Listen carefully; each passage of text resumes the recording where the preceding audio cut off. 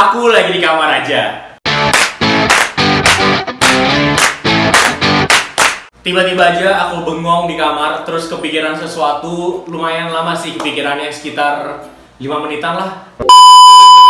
Aku kepikiran di zaman sekarang yang serba cepat. Secepat misalkan kita mau pesan makan tinggal klik HP, secepat mau beli barang tinggal order via HP, secepat dia ninggalin kita.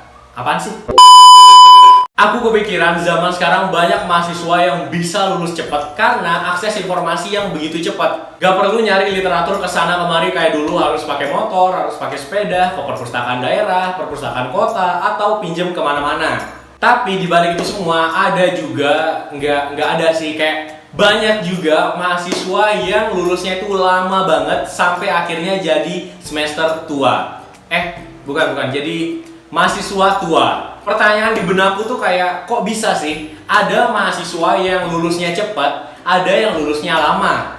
Di video kali ini aku pengen ngebahas kenapa banyak mahasiswa yang lulusnya lama. Ini berdasarkan pengamatan aku pribadi dan apa hal yang aku rasain. Kalian mau tahu? Nonton videonya sampai selesai, oke?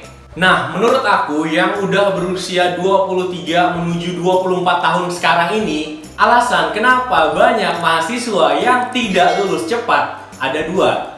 Kita bahas satu persatu, oke? Yang pertama, penyebabnya itu karena banyaknya disruption atau gangguan. Gangguan yang gimana? Gangguan misalkan nih, kita udah di depan laptop mau kerjain skripsi. Pas udah di depan laptop, malah kita kasihkan scroll sosial media. Kayak gini. Oke, waktunya kerjain skripsi.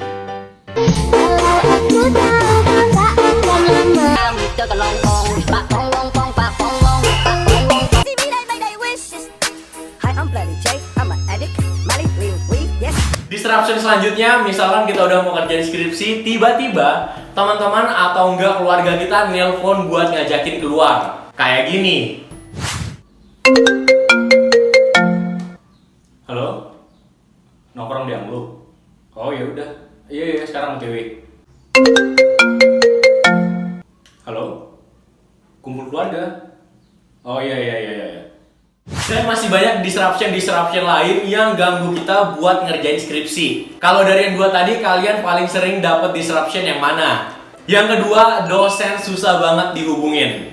Ini mungkin kedengarannya basic banget gitu ya, tapi ternyata ini banyak banget juga yang ngalamin. Misalkan kita sebagai mahasiswa pengen banget lulus, tiap hari kerjain skripsi lah, tiap hari nyari literatur kesana kemari, tapi waktu mau bimbingan, itu dosennya susah banget dihubungin. Ini juga paling banyak penyebab mahasiswa kenapa telat buat lulus, kenapa banyak yang susah buat lulus. Soalnya gini nih, pengalaman teman-teman aku yang kuliah di universitas negeri, itu mereka ngechat dosen misalkan hari ini nih buat nanyain soal skripsinya. Si dosen ada yang tipikalnya tuh balasnya langsung, ada yang tipikalnya tuh balas sehari setelahnya, ada yang balas 3 hari setelahnya, ada yang seminggu baru balas, dan ada juga yang balas sebulanan.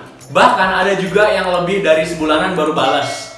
Ya mungkin kuotanya nggak ada, atau dia tinggalnya di pesisir kota, atau mungkin terlalu banyak juga mahasiswa yang dia tanganin. Pokoknya banyak banget alasan kenapa dosen-dosen ini bisa lama balas chat kita. Atau mungkin dosennya sama kayak kita yang sering lupa buat balas. Misalkan kita udah lihat nih chat teman kita read.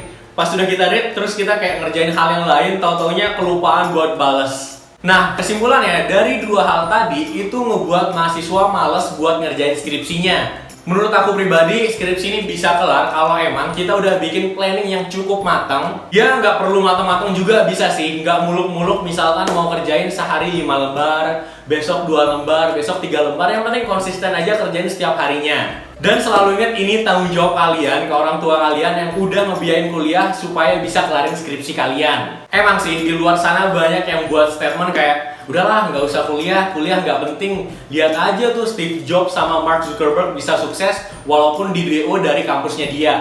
Menurut aku nggak setuju sama orang-orang yang ngebuat statement kayak gitu. Kenapa? Karena Mark Zuckerberg sama Steve Jobs keluar dari kampus yang benar-benar ternama di dunia. Sedangkan kampus kita kan nggak sama mereka berdua. Terus ngapain kita bandingin diri kita sama diri mereka? Di samping itu juga isi otak mereka berdua tuh nggak sama otak-otak kita.